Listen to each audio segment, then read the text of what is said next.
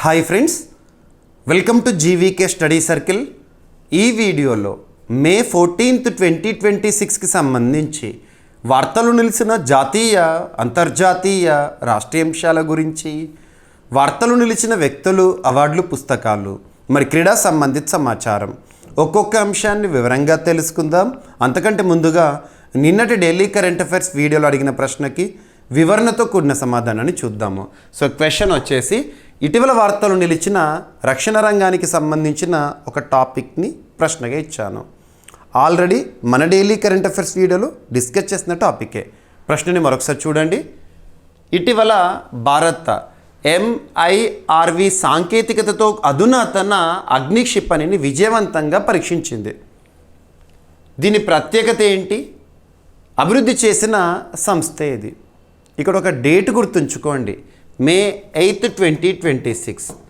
మే 8, 2026 రోజున ఈ క్షిపణి ప్రయోగం అనేది జరిగింది. మరి ఇక్కడ సాంకేతికత ఏంటో, సాంకేతికత MIRV ఫుల్ ఫామ్ అడుగుతారు.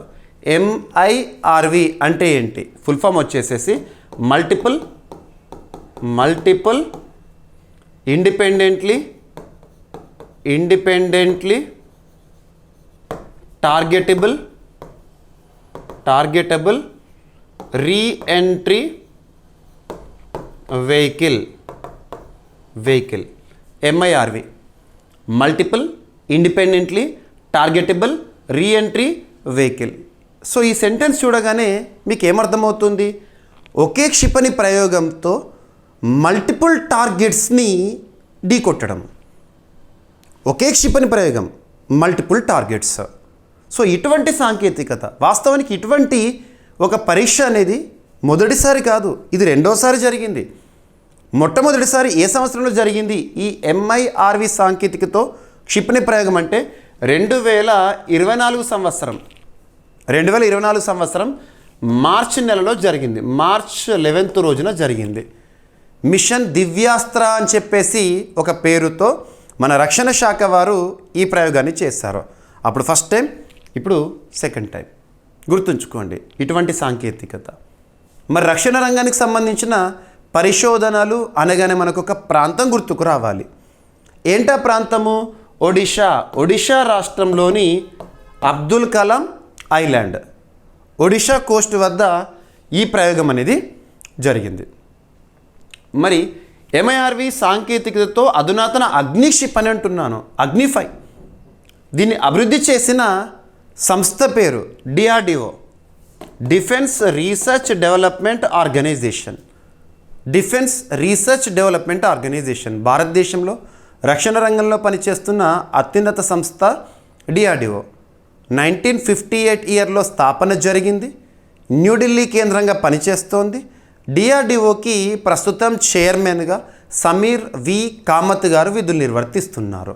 గుర్తుంచుకోండి. సో మరి ఈ ప్రయోగం లేదా ఈ పరీక్ష విజయవంతమైన ఈ పరీక్ష యొక్క ప్రత్యేకత ఏంటి? MIRV సాంకేతికత.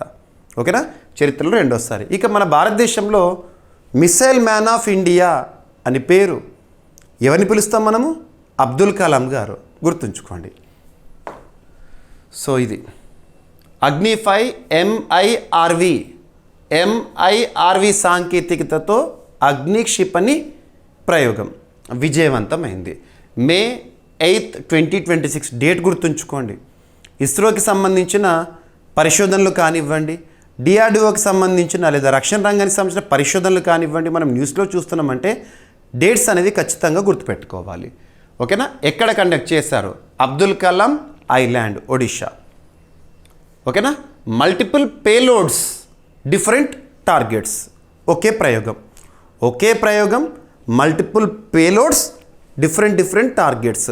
ఈ సాంకేతికత యొక్క సొంతం. ఓకేనా? సో నెక్స్ట్ వచ్చేసేసి, this is India's second successful MIRV test. ఈ MIRV టెస్ట్ అనేది రెండోసారి మనం చూస్తున్నాం.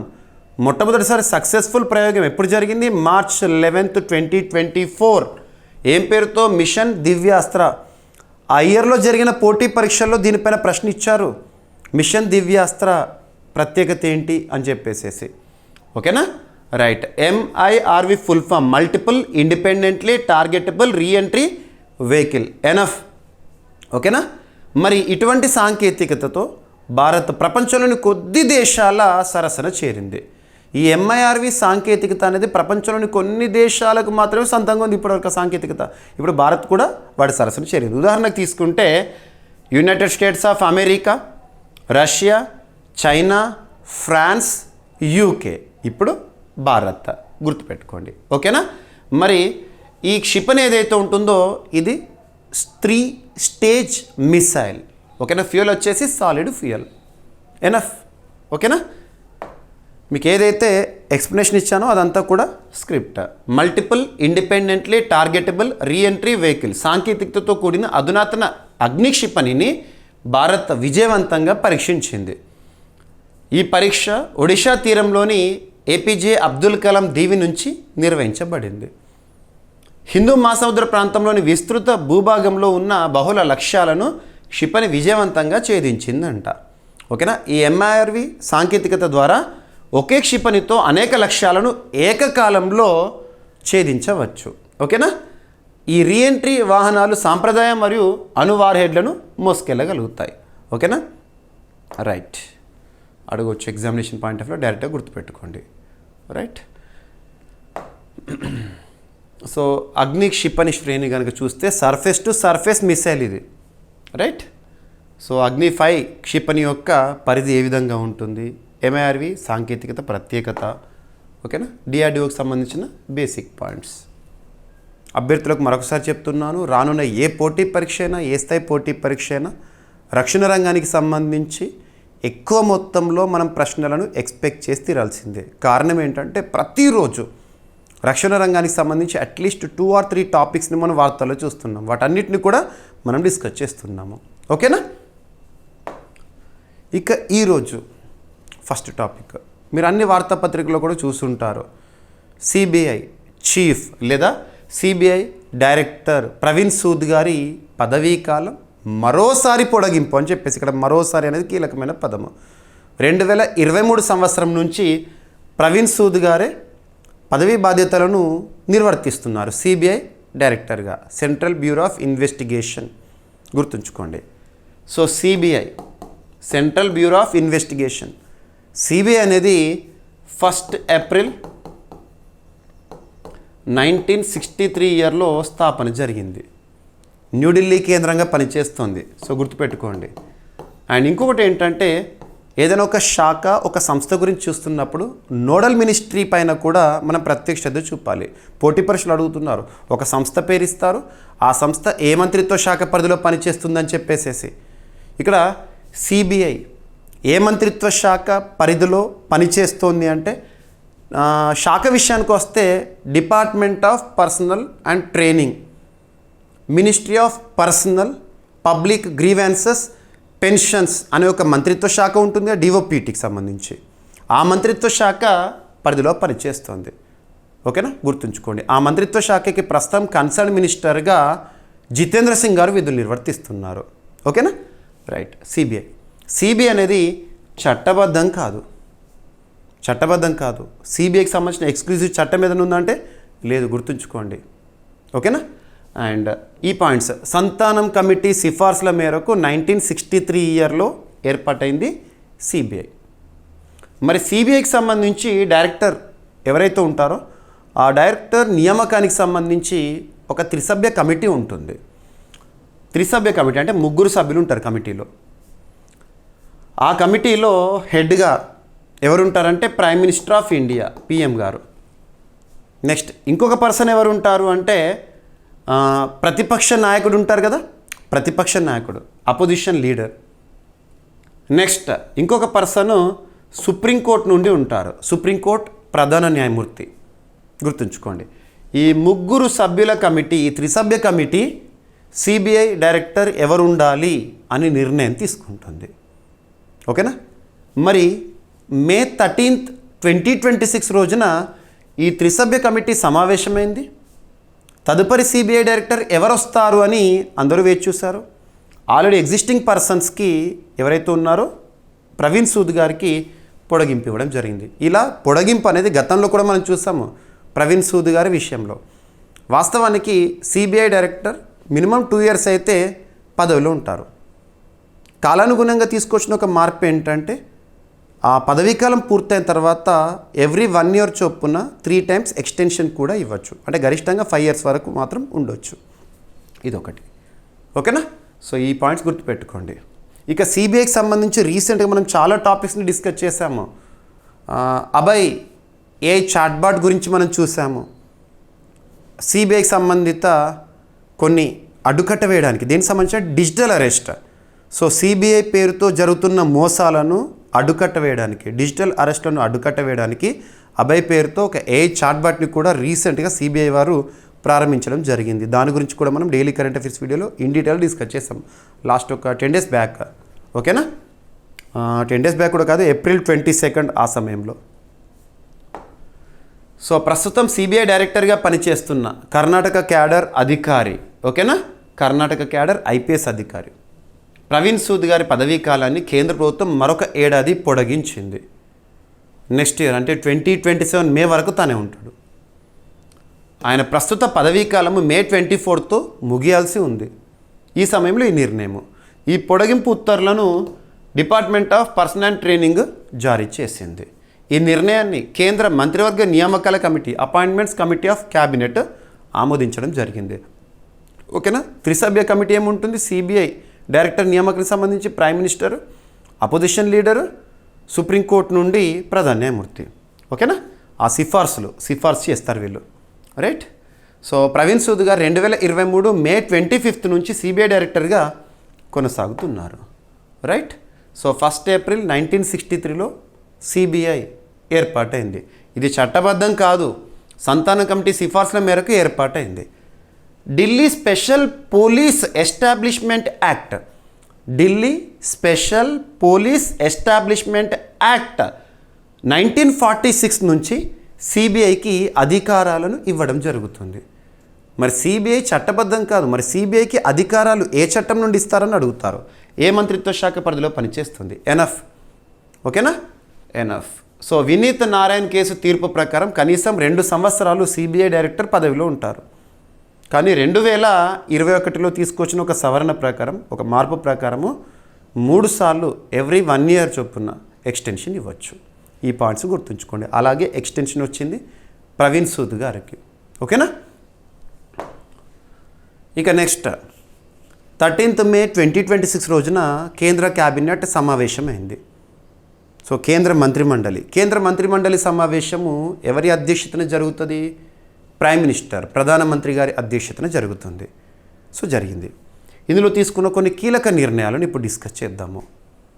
సో కోల్ గ్యాసిఫికేషన్ సంబంధించి కీలక నిర్ణయం తీసుకున్నారు. కొన్ని అభివృద్ధి ప్రాజెక్టులకు సంబంధించి ఆమోదం తెలిపారు. అన్నిటికంటే ఇంపార్టెంట్ ఎంఎస్పి, మినిమం సపోర్ట్ ప్రైస్కి సంబంధించి కనీస మద్దతు ధర. గత పోటీ పరీక్షల ప్రశ్నపత్రాలను మీరు అబ్జర్వ్ చేస్తే Group 1 తెలంగాణ రాష్ట్రంలో జరిగిన Group 1 ప్రిలిమినరీ ఎగ్జామినేషన్లో ఒక ప్రశ్న అడిగారు. అప్పట్లో 2022 ఆ సమయంలో ఏమడిగారంటే, ఇటీవల కేంద్ర క్యాబినెట్ మీటింగ్ డేట్ ఇచ్చారు. అప్పుడు క్యాబినెట్ ఆమోదించిన కీలక తీసుకున్న నిర్ణయాల్లో కొన్ని పంటలకు కనీస మద్దతు ధరను ప్రకటించడం జరిగింది. ఎన్ని పంటలకని ఇచ్చారు? అలాంటి క్వశ్చన్స్ కూడా అడుగుతారు. సో ఇక్కడ అబ్జర్వ్ చేస్తే మినిమం సపోర్ట్ ప్రైస్ అంటే ఏంటి?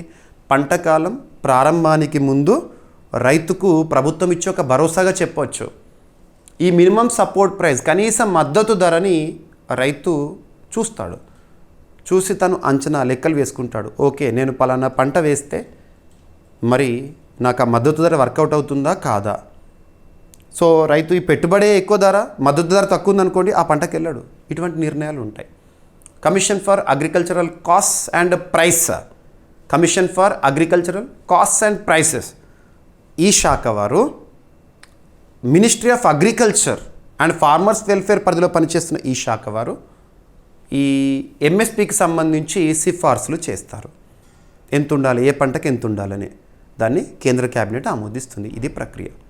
సో ఇక్కడ అబ్జర్వ్ చేస్తే, సో మార్కెటింగ్ సీజన్ 2026-2027 అంటే పంట కాలము 2026-27కి సంబంధించి కేంద్ర క్యాబినెట్ మినిమం సపోర్ట్ ప్రైజెస్ని ప్రకటించడం జరిగింది. ఓకేనా, 14 ఖరీఫ్ క్రాప్స్కి సంబంధించిన ధరలు ఇక్కడ. ఓకేనా, అండ్ మద్దతు ధరని పెంచడం జరిగింది దాదాపు అన్ని పంటలకు కూడా. ఇక్కడ అబ్జర్వ్ చేస్తే highest absolute increase in MSP minimum support praise దేనికి ఎక్కువగా పెంచారంటే సన్ఫ్లవర్ సీడ్స్ దాదాపు ఒక క్వింటల్కి 622 రూపాయలు. ఆ తర్వాత కాటన్ 557 రూపాయలు క్వింటల్కి. ఓకేనా, సో ఈ విధంగా చూడండి. ఇక్కడ అబ్జర్వ్ చేస్తే డైరెక్ట్గా చూడండి ఏ పంట ఎంఎస్పి ఎంత పెరిగింది. సో రాగులు తీసుకున్నారనుకోండి 5,205 రూపాయల మద్దతు ధరను ప్రకటించింది ప్రభుత్వం. అంటే రాగులను కనుక పండించారనుకోండి రైతు, కనీసం ఇక్కడ అబ్జర్వ్ చేస్తే ఈ రాగులకు ఈ సీజన్కి ఒక క్వింటాల్కి ఎంత వస్తుంది అంటే 5,205 రూపాయలు వస్తాయి అన్నట్టు ప్రభుత్వం ఇచ్చే మద్దతు ధర. దీని ద్వారానే ఎఫ్సిఐ వారు కొనుగోలు చేస్తారు. ఇక దేశీ జొన్నకు 4,073 రూపాయలు కనీస మద్దతు ధర. ఓకేనా, గతంతో పోలిస్తే రాగులకి 319 రూపాయలు పెంచారు, దేశీ జొన్నకు 324 రూపాయలు పెంచారు. హైబ్రిడ్ జొన్న విషయానికి వస్తే 324 రూపాయలు పెంచారు. ఓకేనా, సో ఈ విధంగా చూడండి. ఇక పప్పు దినుసుల విషయానికి వస్తే పెసలకి కనీస మద్దతు ధర 8,780 ఇవి క్వింటాల్కి. ఓకేనా, గతంతో పోలిస్తే 12 రూపాయలు పెంచారు. కందులు 8,450 రూపాయలు 450 రూపాయలు పెంచారు గతంతో పోలిస్తే. మినుములు 8,200 రూపాయలు పర్ క్వింటల్ 400 రూపాయలు పెంచారు గతంతో పోలిస్తే. ఇక నూనె గింజల విషయానికి వస్తే ఈ ధరలు ప్రతి ధర అడగరు, కాకపోతే ఇక నేను ఏవైతే స్పెషల్గా చెప్పానో వాటి గురించి చూడండి.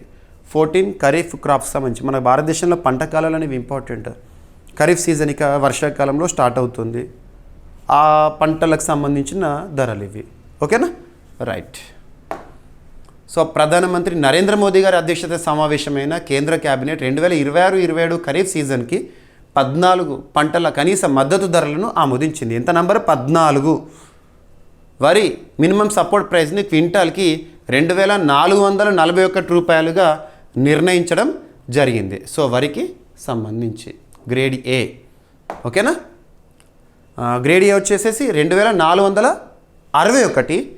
అండ్ సాధారణ వరి ఏదైతే ఉంటుందో సాధారణ విషయానికి వస్తే 2,441 రూపాయలు. నూనె గింజలు అత్యధికంగా నువ్వులకు క్వింటాల్కి 8,450 రూపాయల కనీస మద్దతు ధరని ఖరారు చేసింది. గత సంవత్సరంతో పోలిస్తే పొద్దుతిరుగుడు గింజల ఎంఎస్పి అత్యధికంగా పెరిగింది. అత్యధికంగా దేనికి పెంచారు? ఇది క్వింటాల్కి పెంపు ఇది. ఓకేనా, మొక్కజొన్న ఎంఎస్పి అత్యల్పంగా 10 రూపాయలు మాత్రం పెంచడం జరిగింది.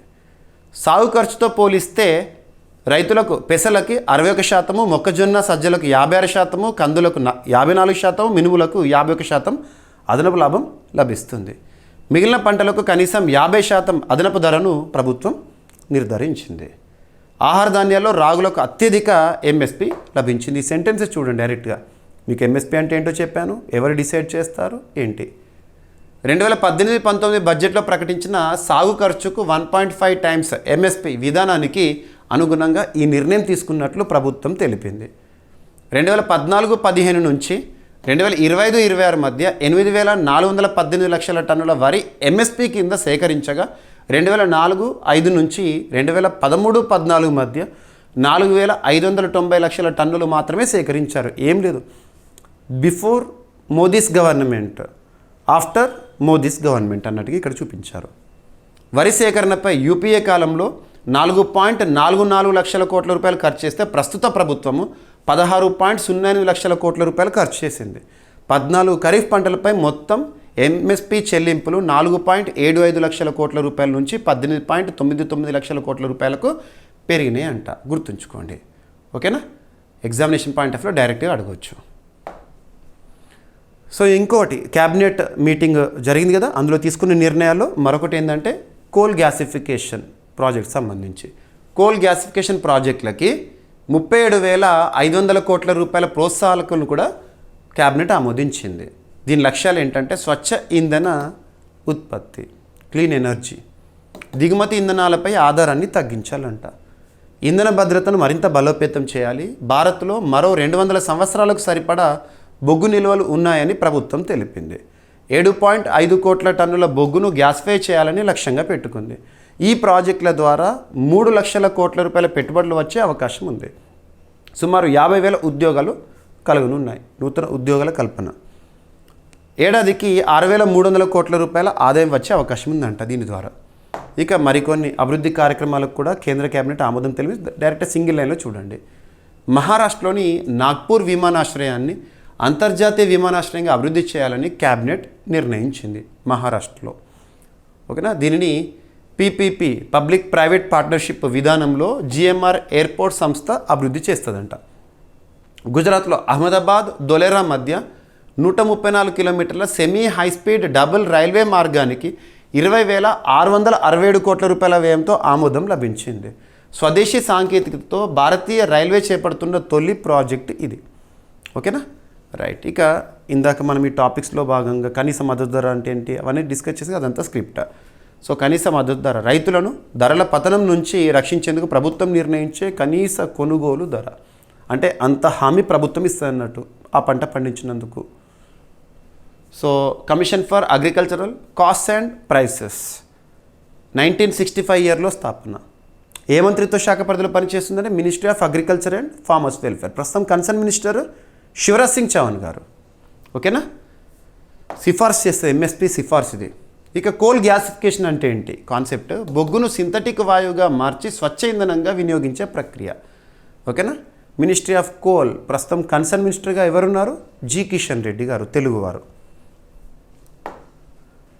సో నెక్స్ట్ టాపిక్ వచ్చేసేసి రీసెంట్గా సోషల్ సెక్యూరిటీ కోడ్, ఈ కోడ్ని అమలుకి తీసుకొచ్చాం కదా, అందులో భాగంగా నిర్మాణ సంక్షేమ సెస్కి సంబంధించి కేంద్రం ఒక నోటిఫికేషన్ ఇచ్చింది. రీసెంట్గా మనం లాస్ట్ 4 days బ్యాక్ ఈ మంత్లోనే ఒక టాపిక్ని డిస్కస్ చేశాము.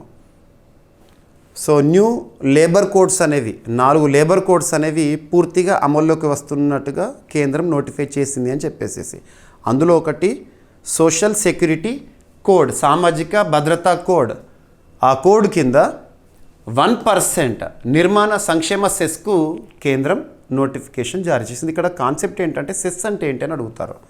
సెస్ మీరు ట్యాక్స్, లెవీ, సర్చార్జ్, సెస్ ఇలాంటి పదాల గురించి ఎకానమీ సబ్జెక్ట్లో కంప్లీట్గా నేర్చుకుని ఉంటారు. ఇక్కడ ఈ టాపిక్లో భాగంగా సెస్ అనే పదానికి సంబంధించిన అర్థం మీకు ఇస్తాను. సెస్ అంటే ఏంటంటే పలానా అభివృద్ధి కార్యక్రమం కోసం లేదా పలానా యాక్టివిటీ కోసము ఈ ఖర్చు చేస్తామని ప్రభుత్వము ఇంత మొత్తంలో సెస్ని వసూలు చేస్తామని చెప్పేసి నోటిఫై చేసి. ఉదాహరణకు మీరు ఒక ప్రయాణం చేస్తున్నారు, రోడ్డు పైన ప్రయాణం చేస్తున్నప్పుడు టోల్ ప్లాజా వచ్చింది. ఆ టోల్ ప్లాజాకు సంబంధించి ఇంత మొత్తంలో మీరు టోల్ చెల్లిస్తారు. ఆ స్లిప్ ఒకప్పుడు ఉండే స్లిప్, ఇప్పుడు స్లిప్ లేదు, ఫాస్టాగ్ అనుకోండి. అందులో ఎగ్జాంపుల్ ఆ స్లిప్లో 1% సెస్ ఆన్ ఎడ్యుకేషన్ అని చెప్పారనుకోండి. అంటే ఉదాహరణకు మనం 100 రూపాయలు టోల్ చెల్లిస్తే అందులో 1% అంటే ఎంత? రూపాయి. ఆ ఎక్స్క్లూజివ్ రూపాయి ఎడ్యుకేషన్ కోసము ఖర్చు చేస్తారన్నట్టు. సెస్ మెన్షన్ చేసినప్పుడు ఆ సెస్ ఎందుకోసము అనేది ఖచ్చితంగా మెన్షన్ చేస్తారు ఇక్కడ. సో టోల్ చెల్లించేటప్పుడు 1% సెస్ ఎడ్యుకేషన్ సెస్ అంటారు, లేదా స్వచ్ఛ భారత్ సెస్ అంటారు. అలాగా అంటే ఏ పేరుతో అయితే సెస్ కలెక్ట్ చేస్తారో అదే ప్రోగ్రామ్ కోసం, అదే కార్యక్రమం కోసం ఖర్చు చేస్తారు అన్నట్టు. ఇక్కడ ఏంటంట 1% నిర్మాణ సంక్షేమ సెస్ అంట. కన్స్ట్రక్షన్ వెల్ఫేర్ కోసము సెస్ని వసూలు చేస్తా అంటే కేంద్ర ప్రభుత్వం.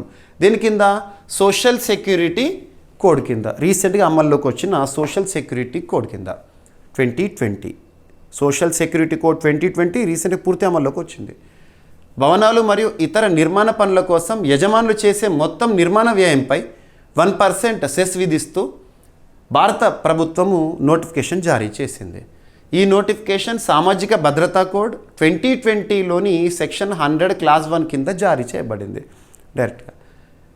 ఇది 1996 సెప్టెంబర్ 26న జారీ చేసిన పాత నోటిఫికేషన్ని భర్తీ చేస్తుంది. కొత్త నోటిఫికేషన్ పాత నోటిఫికేషన్ని భర్తీ చేస్తుంది ఆటోమేటిక్గా. మొత్తం నిర్మాణ వ్యయంపై 1% రేటుతో ఈ సెస్ విధించబడుతుంది. నిర్మాణ వ్యయం ఎంత ఉన్నా వాణిజ్య భవనాలకు ఈ సెస్ వర్తిస్తుంది. కొత్త కార్మిక కోడ్ల ప్రకారము 50 లక్షల రూపాయల లోపు గృహ నిర్మాణాలకు 2025 నవంబర్ 21 నుంచి ఈ సెస్ మినహాయింపు కల్పించారు. అంతకుముందు 10 లక్షల రూపాయల లోపు లేదా 100 చదరపు మీటర్ లోపు నిర్మాణాలకు మాత్రమే మినహాయింపు ఉండేది. ఈ సెస్ ద్వారా వచ్చిన నిధులను నిర్మాణ కార్మికుల సంక్షేమం కోసం వినియోగిస్తారు. ఇదంతా పక్కన పెడితే సెస్ పర్పస్ ఏంటి, ఎందుకోసము, ఏ కోడ్లో భాగంగా ఎనఫ్. ఓకేనా. సంక్షేమ ప్రయోజనాలు, ఆరోగ్య సహాయము అంటే ఈ భవన కార్మికుల సంక్షేమం కోసం కదా, వారికి సంబంధించి ఆరోగ్య సహాయం అందించడానికి ఖర్చు చేస్తారంట ఈ సెస్ నుంచి. ఆర్థిక సహాయము, బీమా సదుపాయాలు, కార్మికుల పిల్లలకు విద్యా సహాయం కోసము. ఈ నిధులను భవన మరియు ఇతర నిర్మాణ కార్మికుల సంక్షేమ బోర్డులు నిర్వహిస్తాయంట. ఈ బోర్డులు అసంఘటిత నిర్మాణ రంగ కార్మికుల సంక్షేమం కోసం పనిచేస్తాయి. Okay. So social security code 2020 ఏ మంత్రిత్వ శాఖ పరిధిలో? Ministry of labour and employment. ప్రస్తుతం కన్సర్న్ మినిస్టర్గా ఎవరు విధులు నిర్వర్తిస్తున్నారు? మన్సుఖ్ మాండవ్య గారు. తనే ministry of sports and youth affairs కూడా కన్సర్న్ మినిస్టర్గా ఉన్నారు. సెస్ అర్థం ఏంటంటే ప్రత్యేక సంక్షేమ లేదా అభివృద్ధి కార్యక్రమాల కోసం ప్రభుత్వం విధించే ప్రత్యేక పన్ను. ఓకేనా. రైట్. ఇక నెక్స్ట్ ఎకానమీ సబ్జెక్ట్లో భాగంగా very very very important topic. ఇటీవల మనము ఫ్రీ ట్రేడ్ అగ్రిమెంట్స్ గురించి రెగ్యులర్గా వార్తల్లో చూస్తున్నాం. ఫ్రీ ట్రేడ్ అగ్రిమెంట్స్ అంతెందుకు, అన్నిటికంటే గొప్ప ఫ్రీ ట్రేడ్ అగ్రిమెంట్గా మనము యూరోపియన్ యూనియన్తో కుదిరిన ఫ్రీ ట్రేడ్ అగ్రిమెంట్ చెప్పచ్చు. Mother of all trade deals అని చెప్పారు. 2026 జనవరి 26 ఆ కంటెక్స్ట్లో మన భారతదేశానికి యూరోపియన్ యూనియన్ సంబంధించి యూరోపియన్ కమిషన్ అధ్యక్షురాలు ఉర్సులా వ్యాండర్లియన్, యూరోపియన్ కౌన్సిల్కి సంబంధించిన చీఫ్ యాంటోనియో కోస్టా గారు వచ్చారు కదా, వారి సమక్షంలో మనం యూరోపియన్ యూనియన్తో ఫ్రీ ట్రేడ్ అగ్రిమెంట్ కుదుర్చుకున్నాం. స్వేచ్ఛా వాణిజ్య ఒప్పందం. వాణిజ్యం అంటే ఏంటి? ఎగుమతులు దిగుమతులు. ఉదాహరణకు భారత్ ఒక దేశంతో ఫ్రీ ట్రేడ్ అగ్రిమెంట్ కుదుర్చుకుంది అంటే ఈ ఇరు దేశాల మధ్య వాణిజ్యానికి చాలా వెసులుబాటు ఇస్తారు. ఎగుమతులు దిగుమతుల విషయంలో సుంకాలను తగ్గించడం కానివ్వండి, జీరో చేయడం కానివ్వండి, ఇటువంటివి. సో వాణిజ్య ప్రోత్సాహం కోసం ఉద్దేశించబడినాయి. అందులో భాగంగా Bharat Oman comprehensive economic partnership agreement, ఇది కూడా ఫ్రీ ట్రేడ్ అగ్రిమెంటే. 2026 జూన్ 1 నుంచి అమల్లోకి వస్తుందంట, నెక్స్ట్ 1 నుండి. ఓకేనా. భారత్ మరియు ఒమాన్ మధ్య కాంప్రహెన్సివ్ ఎకనామిక్ పార్ట్నర్షిప్ అగ్రిమెంట్, సమగ్ర ఆర్థిక భాగస్వామ్య ఒప్పందము. ఓకేనా. 2026 జూన్ 1 నుంచి అమల్లోకి వస్తుంది. ఈ ఒప్పందము 2025 డిసెంబర్లో సంతకం చేయబడగా ఒమాన్ 2026 ఫిబ్రవరిలో రాయల్ డిక్రీ ద్వారా ఆమోదించింది. ఓకేనా. సెపా అనేది వస్తువులు, సేవలు, పెట్టుబడులు మరియు ఆర్థిక సహకారాన్ని కలిగిన విస్తృత వాణిజ్య ఒప్పందము, ఫ్రీ ట్రేడ్ అగ్రిమెంట్ సింపుల్గా. ఈ ఒప్పందం కింద భారత ఎగుమతుల్లో 98%కు ఒమాన్ సుంకరహిత ప్రవేశం కల్పిస్తుంది. అంటే భారతదేశం నుంచి ఒమాన్ దేశానికి వేటినైతే మనం ఎగుమతి చేస్తామో అక్కడ అవి దిగుమతులు కదా, వాటికి సుంకాల తగ్గింపు, సుంకరహిత ప్రవేశం ఇటువంటివి జరుగుతాయంట. వస్త్రాలు, వ్యవసాయ ఉత్పత్తులు, తోలు వస్తువులు ప్రధాన భారత ఎగుమతులు ఒమాన్ దేశానికి. భారత్ ఒమాన్కి చెందిన ఖర్జూరాలు, మార్బుల్, పెట్రోకెమికల్ ఉత్పత్తులపై సుంకాలను తగ్గిస్తాయి. ఇందులో భాగంగా వాణిజ్యం ఇరు దేశాల మధ్య మన ఎగుమతులకు వాళ్ళు తగ్గిస్తారు, అక్కడ దిగుమతులు అయ్యే సుంకాలు ఏవైతే ఉంటాయో. మన భారతదేశానికి ఒమన్ దేశంలో వస్తున్న దిగుమతులు ఏవైతే వాటికి కూడా మనము సుంకరహిత ప్రవేశం కానివ్వండి అలా ఇస్తాము. ఓకేనా. 2024-25 ఆర్థిక సంవత్సరంలో భారత్ ఒమన్ ద్వైపాక్షిక వాణిజ్యము $10.61 బిలియన్ చేరిందంట. ఎప్పుడు? 2024-25 ఆర్థిక సంవత్సరంలో. 2026 మే 12 న్యూఢిల్లీలో ఇరు దేశాలు ఆర్థిక సహకారం మరియు వాణిజ్య సౌలభ్యం చర్చలు జరిపారు. ఈ ఫ్రీ ట్రేడ్ అగ్రిమెంట్స్ ఇటువంటి చూస్తున్నప్పుడు మనకు ministry of commerce concern ministry, సింపుల్గా మన భారతదేశం వాణిజ్య వ్యవహారాల మంత్రిత్వ శాఖ కన్సర్న్ మినిస్టర్ ఎవరు? పీయూష్ గోయల్ గారు. ఓకేనా. కాంప్రహెన్సివ్ ఎకనామిక్ పార్ట్నర్షిప్ అగ్రిమెంట్, వస్తువులు, సేవలు, పెట్టుబడులు, ఆర్థిక సహకారంపై ఆధారిత వాణిజ్య ఒప్పందం. ఇది వాణిజ్యం మరియు పెట్టుబడి పెంపు కోసము. రైట్. ఒమన్ ఏదైనా ఒక టాపిక్లో భాగంగా మనం ఒక దేశం గురించి చూసినా, ఒక రాష్ట్రం గురించి చూసినా బేసిక్ డీటెయిల్స్ అన్నీ ఇస్తున్నాను మీకు నేను. ఒమన్ దేశ రాజధాని మస్కట్, కరెన్సీ వచ్చేసి ఒమానీ రియల్, అక్కడ సుల్తాన్ హైతమ్ బిన్ తారిక్ సుల్తాన్, అందుకే రాయల్ డిక్రీ అన్నాను. 2026 ఫిబ్రవరిలో ఈ అగ్రిమెంట్ సంబంధించిన రాయల్ డిక్రీ ఒమన్ నుండి దక్కింది అని అందుకే చెప్పాను ఇక్కడ.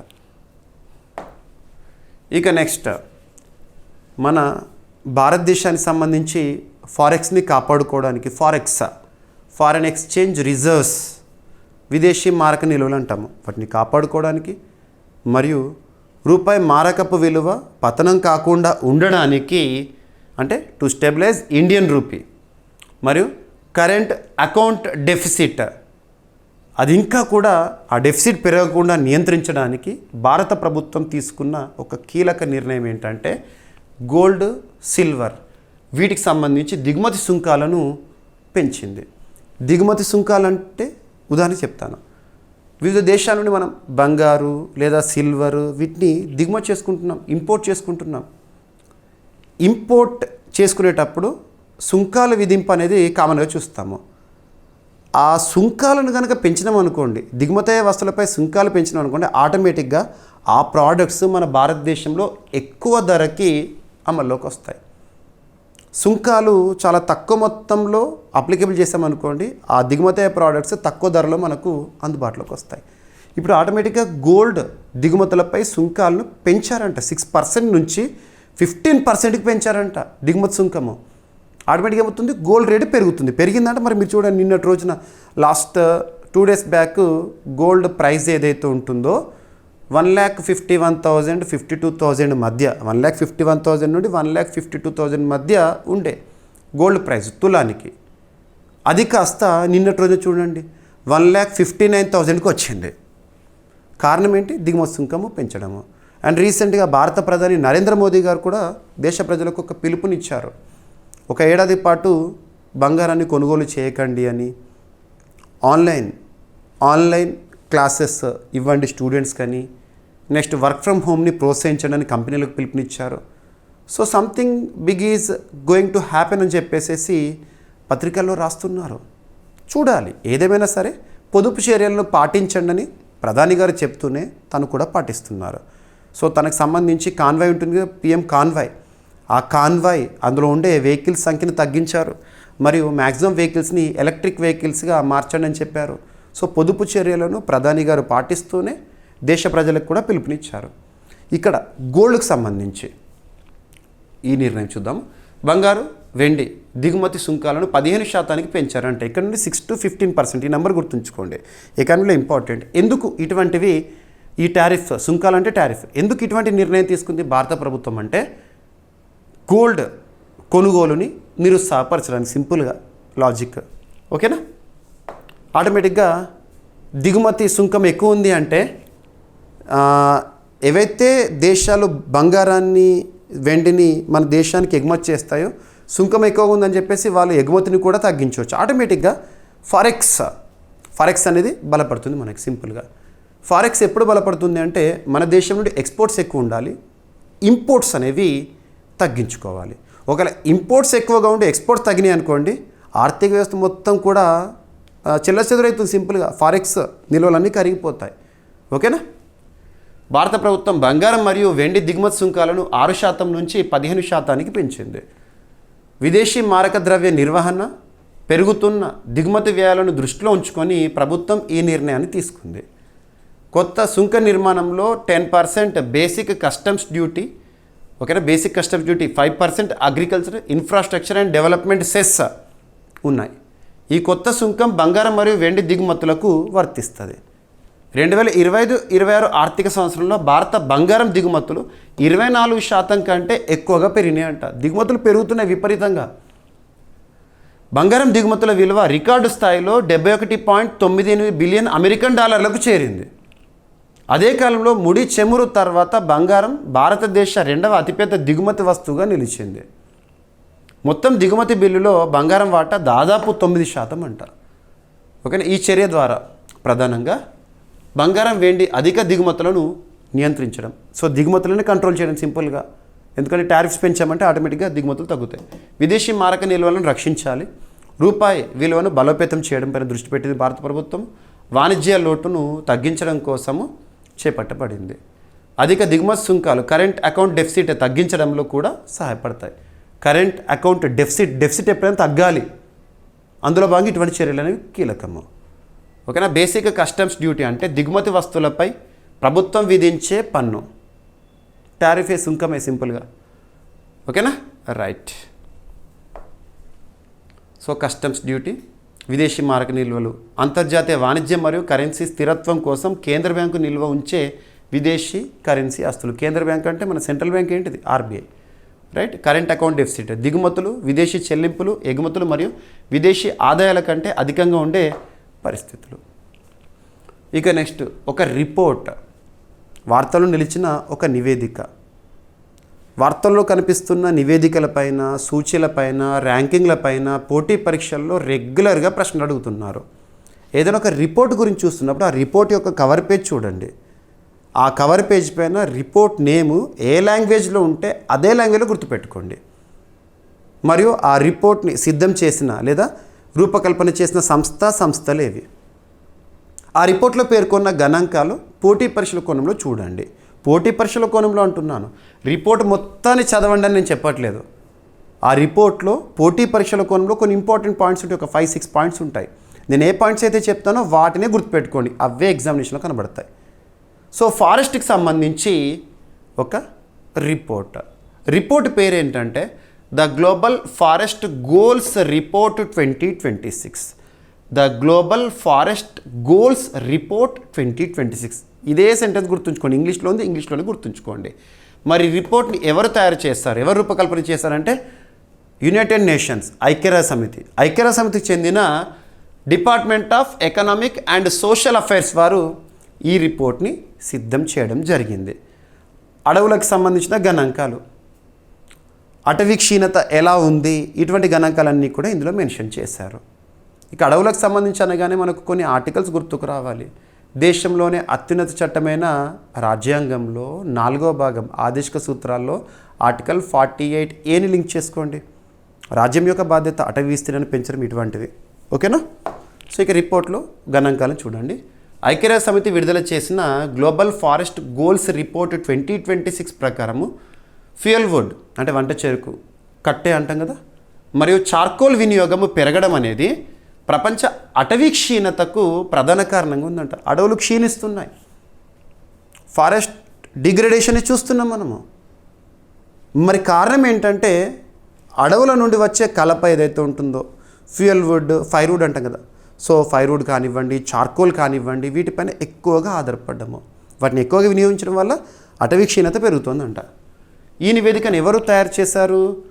UN department of economic and social affairs మరియు UN forum on forest secretariat వారు రూపొందించారు.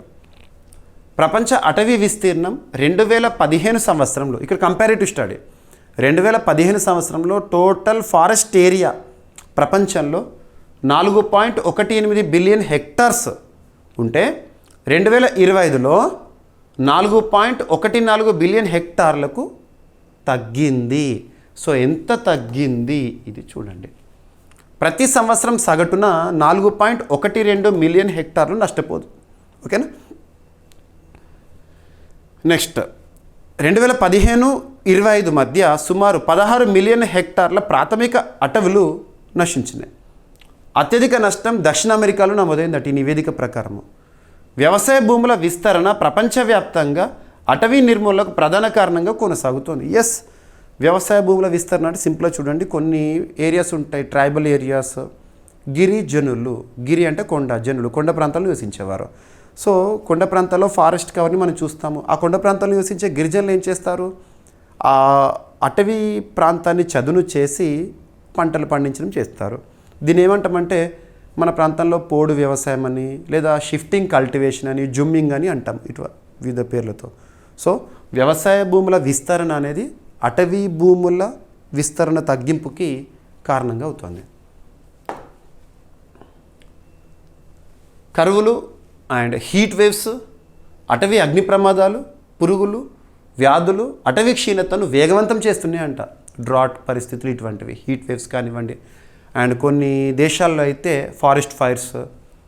91 దేశాలు 190 మిలియన్ హెక్టార్ల అటవీ పునరుద్ధరణకు హామీ ఇచ్చిన 2025 నాటికి కేవలం 44 మిలియన్ హెక్టార్లు మాత్రమే పునరుద్ధరించబడ్డాయి. ఆసియా 31 మిలియన్ హెక్టార్లకు పైగా పునరుద్ధరించి అత్యుత్తమ ప్రదర్శన కనబరిచింది. అటవీ పునరుద్ధరణ కార్యక్రమాల్లో ఆసియా ఫస్ట్ ఉందంట. ఇంధన కట్టెలంటే ఫ్యూయల్ వుడ్ లేదా ఫైర్ వుడ్, వాటిపై ఎక్కువగా ఆధారపడడం పేదరికం, శుభ్రమైన ఇంధన లభ్యత లోపము మరియు పర్యావరణ నష్టంతో సంబంధం కలిగి ఉందని నివేదిక చెప్పింది. అటవీ నిర్మూలన లేని సరఫరా వ్యవస్థలు మరియు బలమైన అటవీ పాలన అవసరమని నివేదిక స్పష్టం చేసింది. సో ఈ రిపోర్ట్ని సిద్ధం చేసిన సంస్థలు, రూపకల్పన చేసిన సంస్థల గురించి చెప్పిన కదా, ఏదైనా ఒక సంస్థ గురించి చెప్పినప్పుడు ఆ సంస్థకు సంబంధించిన బేసిక్ పాయింట్స్, ఆ సంస్థ యొక్క ప్రధాన కేంద్రం ఎక్కడ, ఇటువంటివి. సో ఇక్కడ అభివరిస్తే UN department of economic and social affairs, ఈ సంస్థ న్యూయార్క్ కేంద్రంగా పనిచేస్తుంది. Next UN forum on forest, ఈ సంస్థ 2000 సంవత్సరంలో స్థాపన. ఓకేనా. నెక్స్ట్ ప్రపంచ అటవీ సంరక్షణ మరియు స్థిరమైన నిర్వహణపై పనిచేస్తుంది. ఓకేనా. నెక్స్ట్ కార్బన్ సింక్, విడుదల కంటే ఎక్కువ కార్బన్ డైఆక్సైడ్ని గ్రహించే సహజ వ్యవస్థ. అడవులు ప్రధాన కార్బన్ సింకులు. ఇక ప్రపంచానికి లంగ్స్ ఆఫ్ ద ఎర్త్ అని వేటిని పిలుస్తామంటే అమెజాన్ అడవులను. అమెజాన్ అడవులు ఎక్కువగా ఏ దేశంలో విస్తరించి ఉన్నాయంటే బ్రెజిల్, అంటే సౌత్ అమెరికా కాంటినెంట్లో ఉన్నాయి. గుర్తుపెట్టుకో, లింక్ చేసుకో. ఇక నెక్స్ట్ సైన్స్ అండ్ టెక్నాలజీకి సంబంధించి వెరీ వెరీ ఇంపార్టెంట్. ప్రస్తుతం ప్రపంచంలో అన్ని దేశాలు కలిసి చేసిన ఉపగ్రహ ప్రయోగాల సంఖ్య అతి త్వరలో ఒక ప్రైవేట్ స్పేస్ స్టార్టప్ ఆ సంఖ్యను అధిగమించనుంది. ఉపగ్రహాల సంఖ్య విషయంలో అత్యధిక ఉపగ్రహాల ప్రయోగం చేసిన ఏకైక సంస్థగా స్పేస్ ఎక్స్ నిలవబోతోంది. ఎలాన్ మస్క్కి సంబంధించిన సంస్థ స్పేస్ ఎక్స్. ఫాల్కన్ 9 రాకెట్ అని తరచు మనం చూస్తాము. ఇక్కడ ఒక చిన్న ఎక్స్ట్రా ఇన్ఫర్మేషన్, అంతరిక్ష రంగంలో ప్రైవేట్ స్పేస్ స్టార్టప్స్ ప్రోత్సాహము పెంచడానికి ప్రస్తుతం ప్రపంచ దేశాలు ముందడుగు వేశాయి. దానికి కారణం ఏంటంటే సింపుల్గా స్పేస్ ఎక్సే. ప్రపంచంలో అమెరికాకి సంబంధించి అమెరికా కేంద్రం పనిచేసిన స్పేస్ ఎక్స్ ప్రపంచానికి ఒక పాఠాన్ని నేర్పింది. అంతరిక్షంలో ప్రైవేట్ని కనుక పాత్రను పెంచితే అద్భుతాలు సృష్టించవచ్చని. అంతేందుకు మన భారతదేశంలో 2020 సంవత్సరంలో ఇన్స్పేస్ని మనం చూసాము. Inspace, Indian national space promotion and authorisation centre, Ahmedabad, Gujarat కేంద్రంగా ఏర్పాటైంది ఈ సంస్థ. భారత ప్రభుత్వం ఏర్పాటు చేసింది 2020 సంవత్సరంలో. భారతదేశంలో అంతరిక్ష రంగంలో ఇస్రో సాధిస్తున్న ఘనతలకి తోడు ప్రైవేట్ స్పేస్ స్టార్టప్స్ని ప్రోత్సహించడం కోసము. మరి ఫలితాలు చూస్తున్నామంటే ఎస్, అబ్సల్యూట్లీ. ఒక్క మాట చెప్తాను, 2022 సంవత్సరం నవంబర్లో భారతదేశంలోనే మొట్టమొదటి ప్రైవేట్ రాకెట్ ప్రయోగం విక్రమ్ ఎస్ అని ప్రారంభ మిషన్ గురించి చూసాము. హైదరాబాద్ కేంద్రంగా పనిచేస్తున్న స్కైరూట్ ఏరోస్పేస్. అదే స్కైరూట్ ఏరోస్పేస్ సంస్థ భారతదేశంలో స్పేస్ టెక్ స్టార్టప్స్లో మొట్టమొదటి యూనికార్న్ స్టార్టప్గా రీసెంట్గా ఈ మే మంత్లోనే నిలిచింది. ఇలా లింక్ చేసుకోండి, ఒక టాపిక్ని మరొక టాపిక్తో.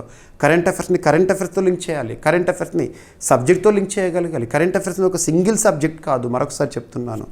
సో ఇక్కడ ఉపగ్రహ ప్రయోగాల్లో స్పేస్ ఎక్స్ చారిత్రక మైలురాయికి అతి దగ్గరగా ఉంది. 1957లో అంతరిక్ష యుగం ప్రారంభమైనప్పటి నుంచి ప్రపంచ దేశాలు మరియు సంస్థలు అన్నీ కలిసి సుమారు 15,062 ఉపగ్రహాలను కక్షలో అంటే నింగిలోకి పంపించినాయి. ఇక ఇంకో పాయింట్, ఎలాన్ మస్క్కి చెందిన స్పేస్ ఎక్స్ సంస్థ, అమెరికా కేంద్రం పనిచేసిన స్పేస్ ఎక్స్ సంస్థ ఒక్కటే 14,844 ఉపగ్రహాలను ప్రయోగించిందంట. ప్రపంచ దేశాలన్నీ ప్రయోగించినేమో ఇది, ఒక్క స్పేస్ ఎక్స్ సంస్థ ప్రయోగించింది ఇవి. మరో 200 ఉపగ్రహాలను ప్రయోగిస్తే ప్రపంచంలోనే అత్యధిక ఉపగ్రహాలు ప్రయోగించిన సంస్థగా స్పేస్ ఎక్స్ చరిత్ర సృష్టించే అవకాశం ఉందని రీసెంట్గా వార్తా కథనాలు. ఈ ఉపగ్రహాలు ప్రపంచవ్యాప్తంగా ఇంటర్నెట్ సేవల విస్తరణకు మరియు సమాచార అనుసంధానానికి దోహదపడతాయంట. అయితే అధిక సంఖ్యలో ఉపగ్రహాలు ఖగోళ పరిశోధనలకు ఆటంకం కలిగిస్తున్నాయని శాస్త్రవేత్తలు ఆందోళన వ్యక్తం చేస్తున్నారు. కాంతి కాలుష్యం, అంతరిక్ష రద్దీ, వ్యర్థాల పెరుగుదల వంటి సమస్యలు ఉత్పన్నమవుతున్నాయి. ఇక స్పేస్ ఎక్స్ సంస్థ 2002 సంవత్సరంలోని స్థాపన. ఎలాన్ మస్క్ స్థాపకుడు, ప్రధాన కార్యం కాలిఫోర్నియా. ఓకేనా. ఇక స్పేస్ ఎక్స్ అధిపతి ఎలాన్ మస్క్ ప్రస్తుతం ప్రపంచంలో అత్యంత సంపన్న వ్యక్తి. రీసెంట్గా ది అమెరికన్ పార్టీ వ్యవస్థాపకులుగా చూసాము. మరియు టెస్లా ఎలక్ట్రిక్ కార్ల కంపెనీ ఏదైతే ఉంటుందో యజమాని తనే, రైట్. ఇక ఈరోజు ప్రశ్న, సో ప్రశ్నలు అని చెప్పచ్చు. ఇక్కడ 2 ప్రశ్నలు ఇచ్చాను సుప్రీంకోర్టుకు సంబంధించి. మే 12, 2026 రోజున దేశవ్యాప్తంగా కోర్టుల ఆధునీకరణకు ఎవరి ఆధ్వర్యంలో ఒక ఉన్నత స్థాయి కమిటీని సుప్రీంకోర్టు ప్రధాన న్యాయమూర్తి సూర్యకాంత్ గారు ప్రకటించారు. నెక్స్ట్ సిజేఐ జస్టిస్ సూర్యకాంత్ గారు సుసహాయ్ అనే ఒక ఏఐ ఆధారిత చాట్బాట్ని రీసెంట్గా ప్రారంభించారు. దీనిని అభివృద్ధి చేసిన సంస్థ లేదా సంస్థలేది? ఓకేనా. సో ఆల్రెడీ మనం డైలీ కరెంట్ అఫైర్స్ వీడియోలో ఈ టాపిక్స్ని డిస్కస్ చేసాము. ఆన్సర్. ఇక ఈరోజు టాపిక్స్ని క్విక్ రివిజన్ చేస్తే, నిన్నటి డైలీ కరెంట్ అఫైర్స్ వీడియోలో అడిగిన ప్రశ్నకి కంప్లీట్ ఎక్స్ప్లెనేషన్ ఇచ్చాను. సిబిఐ డైరెక్టర్ ప్రవీణ్ సూద్ గారి పదవీ కాలము మరొక ఏడాది పొడిగించడం జరిగింది కేంద్ర ప్రభుత్వము. అండ్ ఖరీఫ్ పంటల ఎంఎస్పితో పాటు కీలక మౌలిక ప్రాజెక్టులకు కేంద్ర క్యాబినెట్ ఆమోదం తెలిపింది. సో ఈ టాపిక్ కంప్లీట్గా చూడండి, పలు కీలక నిర్ణయాలు. And centre notifies 1% construction welfare cess under social security code, సామాజిక భద్రతా కోడ్ 2020 కింద భవన నిర్మాణ కార్మికుల సంక్షేమం కోసం 1% సెస్. సెస్ అంటే ఏంటి? Important. Bharat Oman Sepah 2026 June 1 నుంచి అమల్లోకి వస్తుందంట, ఒక ఫ్రీ ట్రేడ్ అగ్రిమెంట్. అండ్ బంగారం వెండి దిగుమతి సుంకాలను 15% పెంచింది భారత్. కారణాలు ఏంటి? అండ్ వార్తలు నిలిచిన ఒక నివేదిక, the global forest goals report 2026. ఈ రిపోర్ట్ని రూపకల్పన చేసిన సంస్థలు ఏంటి? ఇండియన్ ఓషన్ రిమ్ అసోసియేషన్ రీసెంట్గా వీరి ఆధ్వర్యంలో Indian ocean dialogue 10th edition జరిగింది న్యూఢిల్లీ వేదికగా. థీమ్ ఏంటి? ఈ సదస్సు నిర్వహించిన సంస్థలు ఏంటి?